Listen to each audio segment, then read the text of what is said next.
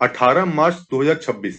आज के आर्टिकल्स हैं रिगार्डिंग पाकिस्तान अफगानिस्तान वार, वेस्ट एशिया कॉन्फ्लिक्ट से related new updates, NIA arrest of US and Ukrainian nationals, supreme court ruling on maternity leaves, expanding PNG, Nigeria terror attack और सोनम वांगचुक जी के बारे में। Pakistan bombs Kabul hospital. 3 हफ्ते से पाकिस्तान और अफगानिस्तान के बीच वार चल रही, और जैसा कि पाकिस्तान का रिकॉर्ड रहा है टू टारगेट सिविलियंस, उस पर अमल करते हुए पाकिस्तान ने इस बार अफगानिस्तान के ओमिड ड्रग एडिक्शन ट्रीटमेंट हॉस्पिटल पर अटैक कर दिया, और इस अटैक में 400 से ज्यादा लोगों की जान गई है और कई हेवली इंजर्ड भी हुए हैं। हमारे देश ने इस हीनस और बारबेरिक अटैक को अनइक्विवोकली कंडेम किया है।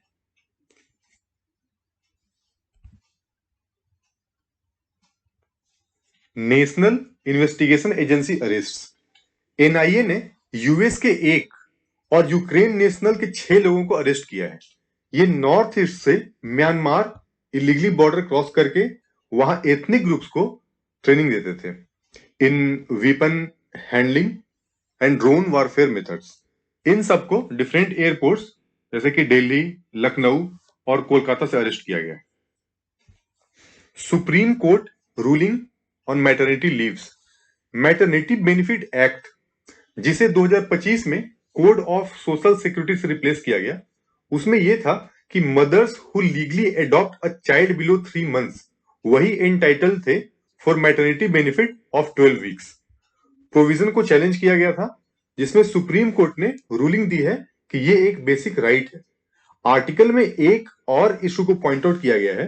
एडॉप्शन प्रोसेस इतना लेंदी है कि मैटरनिटी बेनिफिट का प्रोविजन बस पेपर पे ही रह जाता है। सुप्रीम कोर्ट ने यह बोला है कि एडॉप्टिव मदर के पास सेम राइट्स एंड ऑब्लिगेशंस हैं टुवर्ड्स द चाइल्ड जितना कि नेचुरल मां के पास होता है। इनफैक्ट एडॉप्शन केसेस में तो इमोशनल बॉन्डिंग बनाने के लिए और भी जरूरी है मैटरनिटी लीव्स, और यहां पे पैटर्निटी लीव्स को भी पुश किया गया है।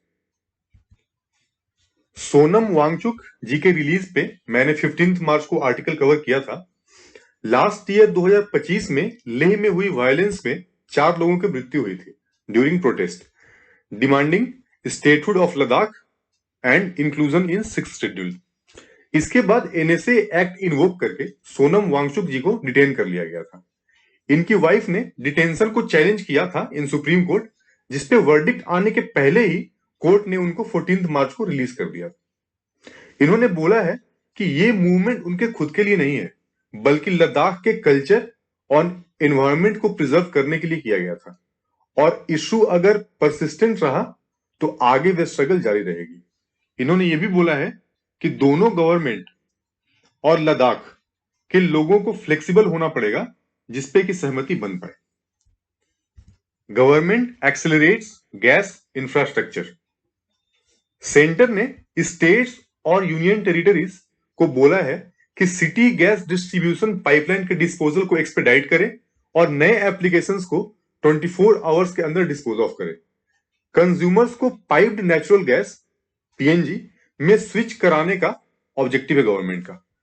पेट्रोलियम और नेचुरल गैस रेगुलेटरी बोर्ड ने सितंबर तक के डेटा के अनुसार 34,200 किलोमीटर का नेचुरल गैस पाइपलाइंस को ऑथराइज किया है, जिसमें से अराउंड 25,000 किलोमीटर ऑपरेशनल है और लगभग 9,000 किलोमीटर अंडर कंस्ट्रक्शन है। और इधर एलपीजी का प्रोडक्शन लगातार बढ़ाया जा रहा है। अभी तक ये डोमेस्टिकली 38% तक इंक्रीज हो चुका है। नाइजीरिया, ये वेस्ट अफ्रीका में प्राइम मेरिडियन के पास वर्ल्ड की 6th मोस्ट पॉपुलेटेड कंट्री है with a population of around 24 crore.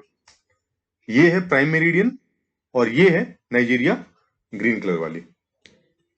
Nigeria में एक टेरर अटैक हुआ है और बोको हराम का तो नाम सबने सुना ही होगा। इसी ऑर्गेनाइजेशन पे ये अटैक सस्पेक्ट किया जा रहा है। इसमें 23 लोगों की जान गई है और सैकड़ों घायल हुए। देखिए अब वेस्ट एशिया के कॉन्फ्लिक्ट में क्या कुछ नया हो रहा है। इजराइल ने ईरान के सिक्योरिटी चीफ अली लरिजानी को असैसिनेट किया है in an overnight air strike. और इराक के ग्रीन जोन में यूएस एम्बेसी के पास ड्रोन अटैक्स हुए हैं। ग्रीन जोन इराक के उस पार्ट को बोलते हैं जो एक हाईली फोर्टिफाइड एरिया था ड्यूरिंग 2003 इराक इन्वेजन, और इसके अलावा बाकी के अनसेफ एरियाज को रेड जोन बोला जाता था। चलिए अब कल मिलते हैं नए अपडेट्स के साथ।